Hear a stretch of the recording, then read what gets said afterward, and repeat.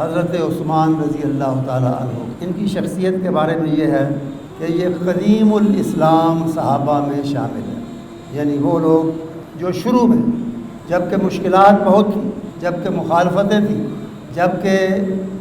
اسلام کو ایک بالکل نئی چیز سمجھ کر قریش مکہ اس کی سخت مخالفت کر رہے تھے اور ہر مسلمان ہونے والے کو ایذائیں دیتے ہیں، چاہے اس کا مرتبہ سماجی مرتبہ کچھ بھی ہو۔ جیسے حضرت عثمان